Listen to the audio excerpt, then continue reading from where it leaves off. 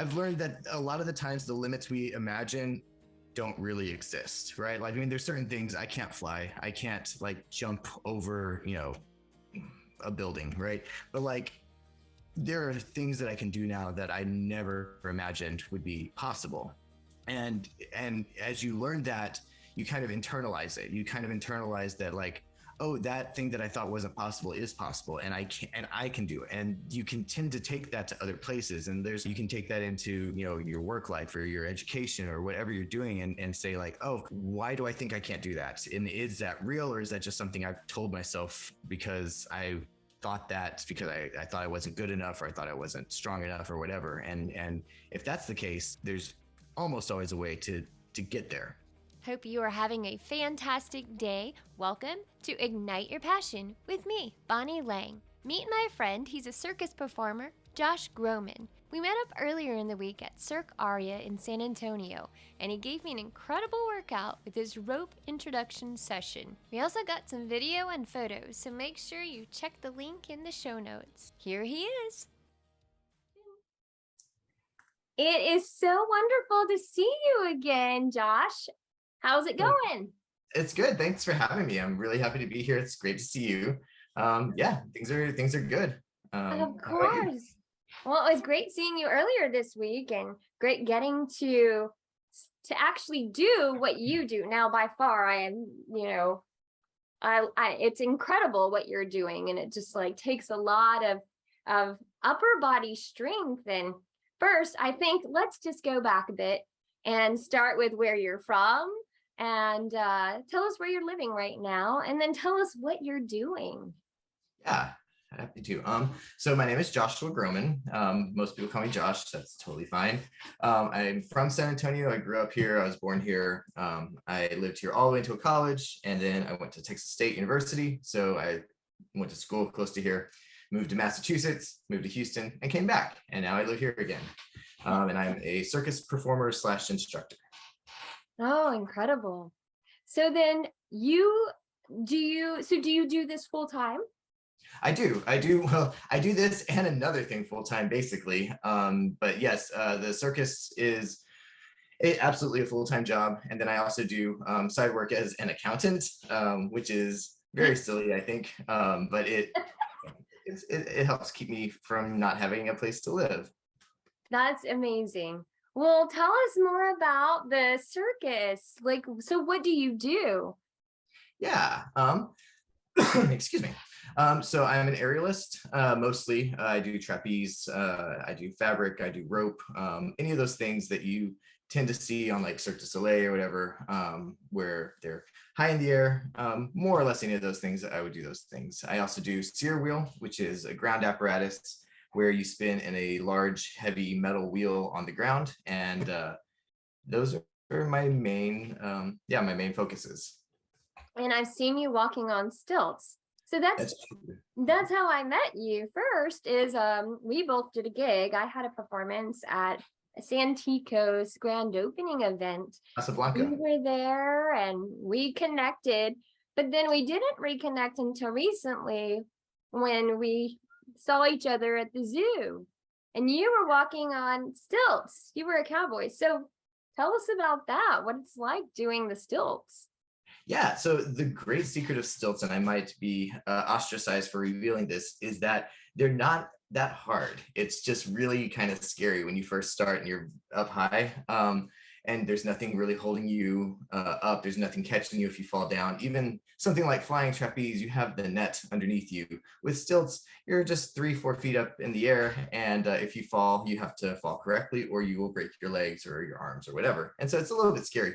But excuse me, but it's not hard. It's just a little scary. And yeah, it's fun. You get to interact with a bunch of, typically if you're stilting, there's gonna be a bunch of kids around, and they are just delighted or terrified of you because depending on how high you are, I found that in my taller stilts, about 50% of children are just not interested at all. They are very afraid and they want to go somewhere else because they don't like seeing the very tall person.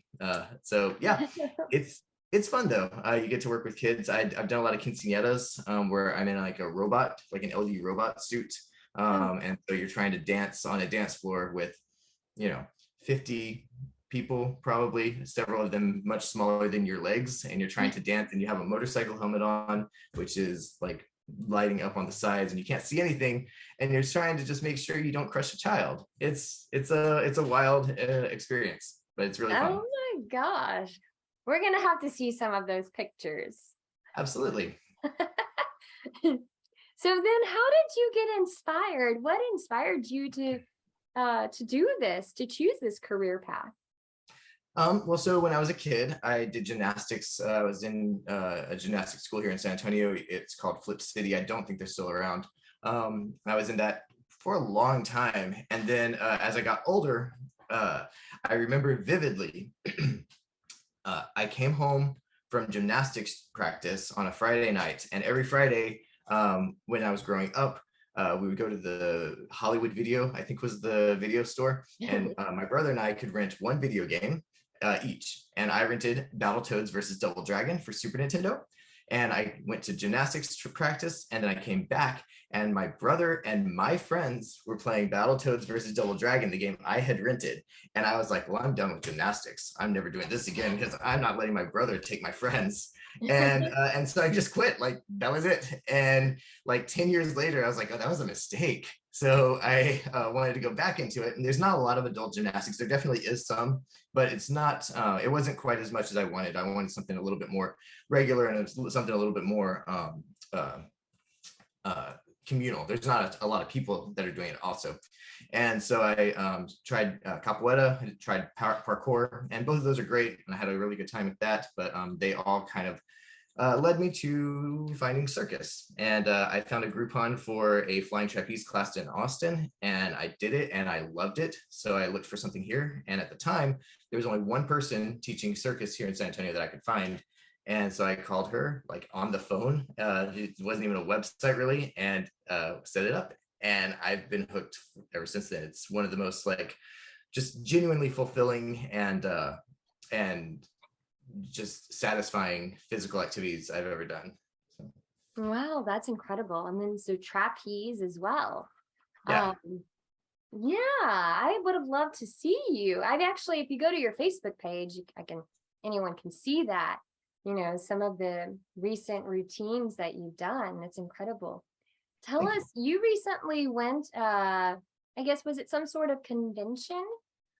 Yeah, so in 2019, before COVID, the year before COVID hit, Julia Langenberg, who did tremendous work for circus in San Antonio before COVID hit, she opened a school called Aerial Horizon, which is where I learned most of everything I know, at least for the first 6 years of doing circus.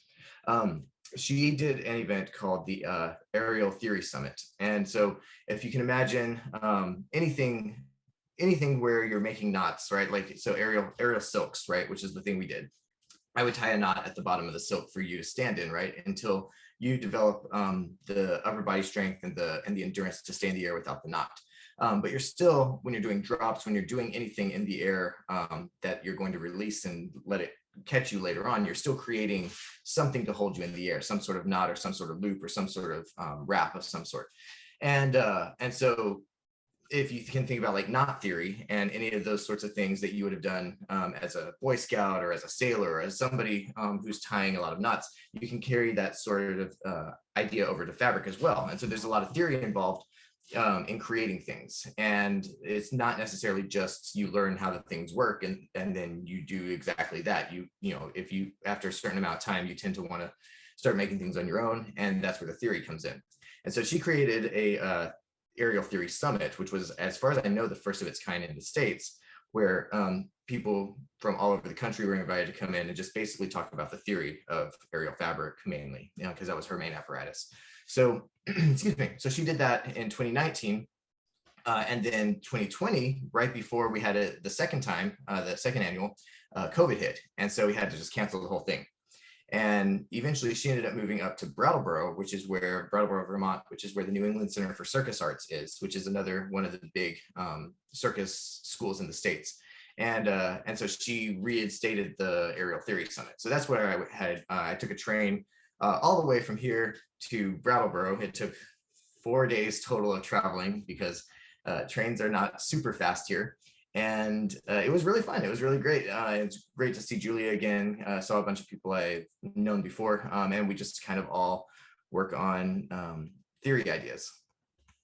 Oh, that's incredible. So do you travel with a circus or do you do just individual events?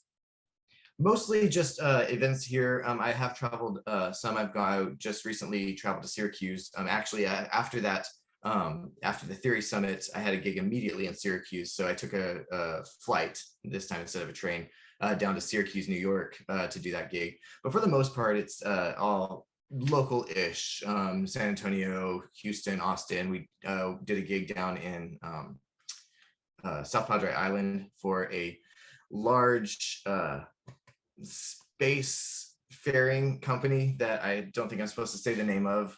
Okay. But yeah, you can probably guess. You can figure that out. So I guess I don't know. I mean, it's pretty incredible. I mean, what do people say when you tell them what you do? Because it's not like I'm trying to think of something. I'm a banker, or you know what I mean? It's unique. A lot of people, well, it depends on how I'm dressed, right? Like if I'm dressed like this, they'll be like, oh, that's cool. Tell me about it, right? If I'm dressed as a normal person, like they usually don't believe me. They usually will just be like, ah, that's funny. What do you really do? And then you're like, no, it really is circus. It really is. That is a thing you can do, right? Like a lot of people, you say circus, they think of Ringling Brothers, they think of Barnum and Bailey. They might think of Cirque du Soleil, but they know that Cirque du Soleil isn't here in San Antonio. They travel. Yeah. And so a lot of people don't actually know that that's something you can do without being in one of those organizations, that there's a lot of local circus all over the country that you can be a part of.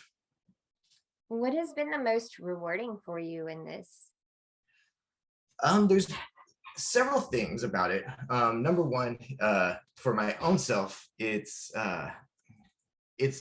you learn to do things that you didn't think you could do, right? Like and this happens with a lot of things, right? Like this happens with music, right? Yeah, you hear a song and you're like, I could never play that, but I want to, and then you start practicing and you get better at it, and then someday you do it and you're like, oh, that was that song that I thought I'd never be able to play, right? And it's the same thing here, right? You see a trick or you see somebody do something and you're like, that is incredible, I could never do that, but I want to. And so you start, and there's almost always progressions to get from here to wherever you're wanting to go. And when you get there, you can see like the years or the months or however long that you put into it. And you can also usually see it on your own body, right? Because you're increasing your strength, you're increasing your endurance. But more than the physical aspects of it, it's the ability to do things that maybe you didn't even think people could do. Like there's some tricks that I can do now that I genuinely didn't think were possible when I first started. And it's exciting. I like feeling like I'm cool, right? And so it helps a lot with that. Like even if I see, if it helps a lot with your own what's it called? Self-respect, right? You can know, if you know what you can do, it doesn't bother you so much if other people don't, right? And so that's really satisfying. And then also like teaching people, right? Teaching these things that I think are really cool and I know are impressive and I know are difficult, and teaching them to people who want to learn it. And I have this vivid memory of like early on when I was first starting to teach. I was teaching at a summer camp for children. Because a lot of times, the circuses or gymnastics gyms will have like a summer camp, and you just go there and you drop your kids off and they stay there for the day and they work on whatever they're working on. And I had this girl that was probably 8 years old, and she'd been working on a trapeze trick all week long and she couldn't quite get it. And then at the end of the week, like literally last day, she was trying it and she finally got it. And like her eyes got huge and she literally screamed, I did it. And it was like, I hold on to that, right? Like it stayed with me because it was such a satisfying moment for me, but for her, like seeing her realize that this thing that previously she thought she couldn't do, this thing that she had worked so hard to get to, like now she could do it. And you know, it opens up the world, especially for kids, right? That maybe don't have as much awareness of who they are or what they can do. Like it really helps. I think it really helps for them to get that experience. And then my last thing, three things that are like super satisfying for me is the art of it and the creation of it and having it as an outlet to make something that you share with other people and make something that either tells a story or conveys an emotion or tries to generate some sort of feeling in another person. And sometimes it doesn't quite work, but I'm sure as a musician, right, like you want to create a moment for a person. You want to create something where they remember this and they have a feeling and they say, oh, that touched me, right? And when that happens, it's incredible. Oh, I love it. I must admit, sorry, I've got something going on this morning. Out riding my bike. So, I wouldn't say I'm super fit, but I work out. And the morning before I came to see you, I was like, I don't know if I can do this. Should I do this? Should I just cancel? And I'm like, no, I can do this. And I'm so glad that I did, because once I went there, what we did, we warmed up and everything. So got comfortable. And I mean, I already knew you, but I didn't know you as well. But I mean, just the warm-ups and just I mean, it was a great workout as well. I don't know that I knew what to expect. But and it wasn't easy, but it was so much fun. I had such an incredible time, and you're such an amazing teacher, coach, so it was an incredible experience. And then even afterward, I was like, woo! I mean, it was such an incredible, just experience. And then you got photos of it, so I can't wait to share it with everybody. And we got video too. So, but it was just such an incredible experience, and something that I'm gonna really consider doing. I mean, even as a workout, it's just I know you mentioned, or I didn't know if you want to share this, but you've actually used what you've learned in real life. You've rescued an animal. It's true, yeah. And I'm really happy to hear that you had a great time, right? Like that's extremely important. Obviously, like you tailor the experience as best you can to the person who you're with. And so some people are looking for like just the most difficult workout they've ever had, but most people really just want to have fun, especially when they're first learning it. And so I'm really happy to hear that you had a great time with it. And I hope anyone who's listening who's ever considered it gives it a shot, because it's very fun. But yeah, I was having a burrito at a place in San Marcos called Zuka's, and I looked out the window, and this woman had her dog outside on the patio with her, and the dog was tied to a table. And she came in to order a burrito, and as she came inside, the dog just ran off with the table. And like just knowing what I'm capable of, because I've been doing this for so long, and knowing that I can do these things without injuring myself, I was able to chase down the dog. I was able to jump over a small little bridge rail that cut off a bunch of the time. So I was able to get in front of the dog. And I was able to do these things in real life to get the dog. And, of course, the woman was so grateful. But yeah, it's just, it gives you, once you've done this for a while, you know what you can do, right? You know what your body is capable of. And typically, at least at the age I am now, that continues to increase. And I know someday it's gonna stop, but it's really satisfying to watch your abilities increase, even if you end up never using it. Just knowing that if you're in a situation like that where you need to run, you need to move quickly, you need to be able to do something, even whether to help someone or to save yourself, you can do those things.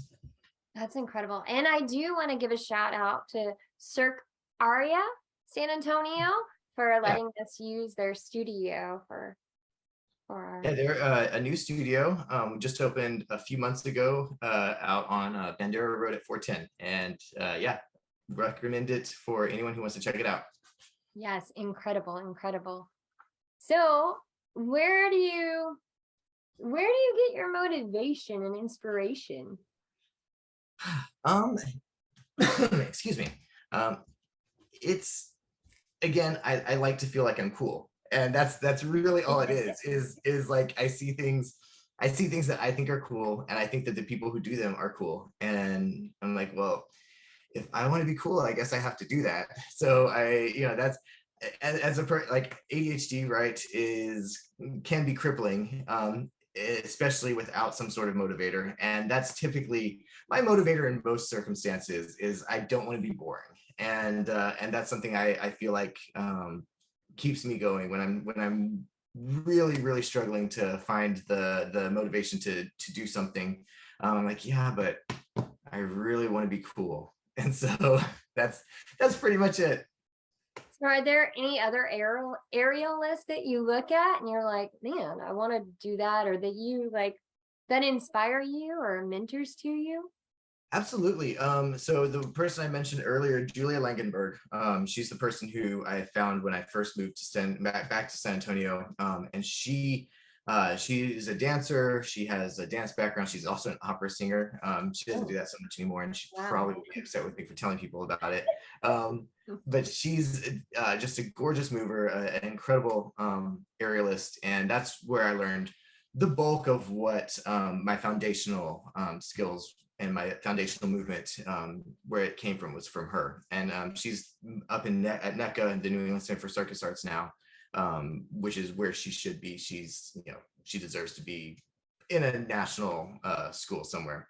And then she also brought in a person named Elise Sipos, and she taught me so much as well. And just a lot of really incredible women who, especially in the States, a lot of circus is led by women. And it's really refreshing to be in to be in an environment like that.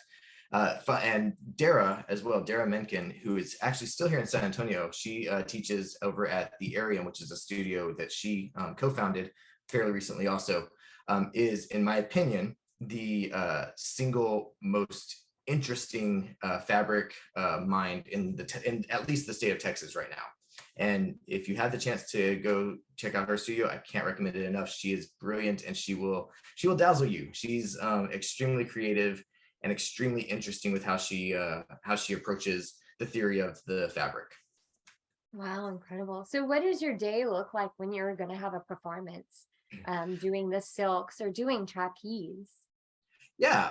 So if for a performance day, usually there's been months, weeks, and then like moving towards the performance, every day you're getting out there and you're either running the show or you're running at least your part of the show over and over again for a few hours. So the day of the show, you try to rest a little bit, try to make sure you're eating food that is going to be nourishing, right? Like I try to avoid saying like good food or whatever, like, but food that is going to be helpful for what you're going to be doing that afternoon or evening. And I personally, I like to rest. I like to try to let my mind have a little bit of space before the show. A lot of people like to do their work again. They like to get out there and they like to train a little bit and make sure that they're ready to do it. That's not how I prefer to do it, but yeah, it works for a lot of people. And then you just kind of you rig, you get the show ready. It feels meditative to me, right? Like, and perhaps a similar thing, like when you're setting up for a show for music, right? And you have, I don't know how many guitar pedals or amps or anything you use, but like, you get it set up and you put everything in the place where it's supposed to be. And you have that feeling of, I'm ready to do this, right? Yeah. I have my tools here. I have everything here and I've checked it. I know everything's working. It feels good. It feels meditative to me. And then the show is, it's always a different experience. It's always what's the word? There's always adrenaline. There's always excitement. No matter what the show is, there's always something about it that's going to be a little bit of a spark. And you try to find that and write it and enjoy it. What's been one of your favorite shows? Oh, you know what? Wait a minute. Diet. So what do you eat then? Oh man, I eat trash. I am not a role model for food. I've tried before to be very intentional about what I eat. But my partner, she has a degree from a culinary school. We like to eat, and it's too much of a sacrifice to me to say I'm not going to eat that because I think that it's too much sugar or too much whatever. I am not at all saying that people shouldn't do that. If that works for you, then great. But I really like food, and so I will eat pretty much anything I like, and I have very little impulse control on that front. Yeah. I don't blame you. I have my moments. I try really hard, but I have such a big sweet tooth. Yeah, exactly. Food is so good, and it's such a Yeah. like it's such a pleasurable experience. And if people are willing to sacrifice that, then more power to them. I'm not able to. No. So then, okay. So the question that I had just asked you, what's been one of your favorite performances? I have two really that have stuck out with it for me. The first one is the first big performance I was ever a part of. It was here in San Antonio. It was with Aerial Horizon, Julia Langenberg's studio. Excuse me. And it was called Echo because we had live music for it. And so it was the only show I've ever been a part of with it, like the full show is live music. It was all composed by a local musician, Jaime Ramirez, and it was performed live by Jaime and oh my God, there were a few other people. If you know Darian Thomas, who is a violin player who was here in San Antonio, he lives in New York now. He was a part of it as well. A lot of people, a lot of really incredible musicians were a part of it. And just having the live music there made everything feel so much bigger and made it feel so much more important. It was really great. It was the first time I played my guitar on the trapeze, and it was like this union of two things that I just genuinely loved. And it is just a Awesome. wonderful show. And then the last show we ever did with Aerial Horizon was a show that Julia had been wanting to do for years and years and never quite figured out how to approach it. And then we finally we decided to take a shot at it, and it was called Divulge. It was all about secrets and how secrets affect other people, and what happens when they get out, what happens when you give something away that you shouldn't have, and all these different aspects of like what happens when something you're trying to hide is seen maybe.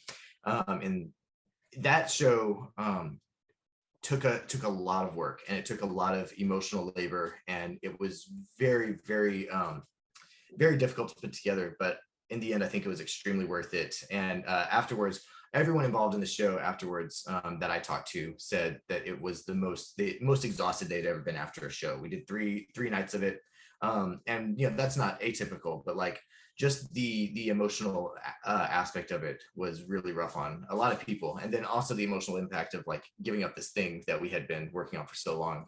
But it was an incredible show, and I wish we had been able to keep putting it on because we had talked about that, but COVID. So Oh, that sounds so incredible. Is there a performance, or do you have something coming up that we could come see you at? yeah, so not really a performance, but sort of a performance. The most recent thing coming up, October 8th at the Arium, which is on Nacogdoches, Old Paramvidal. I'm not sure somewhere where Nacogdoches and Paramvidal become the same thing. The Arium is there. And we have a student showcase, which is not at all a professional performance, but some of the instructors will be doing a little bit of performing. And if you just want to see what you can do, right? If you're a person who's never tried this before, most of the students here are, some of the students here at least are pretty new to it as well. And they'll be showing what they can do. And then I and a few other instructors will also have a little bit of performance in it as well.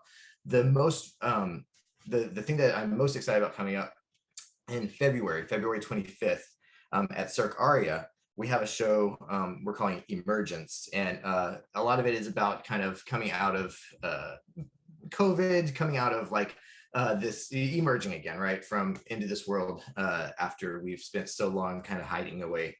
And we're putting this on with a local artist, Jamie Zapata, and she's painting some paintings. She's painting some works for the show. We're trying to get a few other local artists to show their works as well. And it's going to be a really interesting, it's not going to be like a sit down and watch a show performance, but it's going to be more like an art exhibit where there's performances happening from time to time as well. And it's really going to be exciting. It's really going to be interesting. All of the performances, as far as I know, are kind of tackling the performance aspect in a different way than just, here's my fabric routine, here's my trapeze routine, right? Like for me, I'm doing something completely different than what I've ever done before. And it's going to be really interesting. If nothing else, it'll be interesting. So I'm really excited about that. There's also a show coming up in March at a local what's it called? Museum. I can't say anything about it yet because it's not for sure yet. But if you follow me on Instagram or check out my website, I'm sure it will pop up at some point soon. But yeah, I'm also really looking forward to that. And I'll put your social media information, your connection information in the show notes. So if anybody wants to reach out to you. This is incredible. I'm super excited. I really want to go to the February show. It sounds like it's going to be really incredible. Cool. I think I was going to ask you, like, what do you find difficult about this, about your journey? I mean, I don't find necessarily anything difficult about the journey itself. There's difficult parts along the way, right? Of course. And just like anything else, there's things that, you know, sometimes you'll be trying to work out a thing and it just won't work. And it can be super disappointing. I remember being a kid learning guitar and trying to learn what is it called? This song by Sister Hazel, Champagne High. Great song, but it has an F chord in it. And if you play guitar, you know that an F chord is F or B. They're usually one of the first bar chords you learn. And I was struggling to play the bar chord, and it was just like, you know, I was muting the bottom, the high strings, and it just wasn't working. And I remember taking my capo and just throwing it across the room in a fit of like teenage angst. And like, I don't do that anymore, but like I've had those moments in fabric too, or fabric also, or rope also, where there's this trick that I'm trying to get and it just isn't working. I'm like, why isn't it working? I know what should happen and just my body isn't making it work. And that's like most things, right? Like most things we can intellectually grasp, and then we try to do it with our body and we're like, oh, I guess I can't do that. And then it just takes a while of practice and eventually you can, and then it feels great. So like even the difficult things eventually lead to something really cool. Yeah, basically it's just, you just got to stick with it, stay with it, right? What would you say you've learned along your journey? Oh man, again, it's often, and I mean, I think I've said it a few times now, like I've learned that a lot of the times the limits we imagine don't really exist, right? Like, I mean, there's certain things I can't fly. I can't like jump over, you know, a building, right? But like, there are things that I can do now that I never imagined would be possible. And as you learn that, you kind of internalize it. You kind of internalize that like, oh, that thing that I thought wasn't possible is possible, and I can do it. And you can tend to take that to other places. And there's you can take that into, you know, your work life or your education or whatever you're doing, and say like, oh, why do I think I can't do that? And is that real, or is that just something I've told myself because I thought that, because I thought I wasn't good enough, or I thought I wasn't strong enough, or whatever. And if that's the case, you know, there's almost always a way to get there. And that's been the most satisfying thing that I've learned from it, I think. So one more thing then. Well, then what advice would you give? And maybe that this is advice that you've just given, because that's actually absolutely incredible. Yeah, and that is usually when someone asks me like, how do I get started in this? Like, I can't do that, but I would like to try to do that. The advice I give to everyone is that I couldn't do that 8 years ago, 6 years ago, 5 years ago, whatever number of years ago. I couldn't do this either. And I worked with someone who knew what they were doing, who said, here's how you will learn that. Here's how you can get to that place. Here's where we're going to start. And that's the hardest part with anything, right? Like you want to write a screenplay, you have to just start writing the screenplay. That you want to learn how to do any of this sort of thing, you have to start doing it, and finding that starting place finding someone who can show you where that starting place is really important. And it's, probably the most important thing. And there's a place for almost everybody in circus. Like, obviously I don't, we don't want people who are bigots. We don't want people who are going to like damage the people around us, the people that we're trying to raise up and that we care about. Yeah. But if you're a person, who just wants to show up and learn and have a good time, and yeah, there's a place for you, absolutely. And if you have an instructor who knows what they're doing, they can say, here's where you can start, and here's what you can do, and here's how we'll push you to get a little bit better every time. Oh, you're so incredible. Is there anything else that you'd like to say that I left out? This has been so amazing. Yeah, I can't think of anything. Again, I had a great time working with you earlier this week, and you did great. Honestly, it was really fun, and I appreciate you trusting me enough to go through that stuff with you. Well, thank you for taking the photos. I felt like I was a professional. It was incredibly fun. And that's the thing, right? Like and again, I'm sorry to keep bringing in music metaphors, but I know that probably a lot of people who watch this or listen to this know you from music, maybe are also musicians. You can make a really great song with 4 simple chords, right? You can do great things with basic stuff, and you don't have to be doing the biggest, most amazing things to make something that's really going to speak to another person. Or something that you can be proud of either. And even if you think I can't do that, you can probably do something really good. And yeah, I like you said, you with someone who knows what they're doing, I can put you in the position, I can tell you what to do, and then I can say, this is going to look good. And then it did. And you were there. I love it. It's been such a pleasure, and I'm so glad that we connected again. So I'm definitely staying in touch with you, and anyone that wants to reach out to you, I will put your contact information in the show notes. So thank you again. Awesome. Thank you.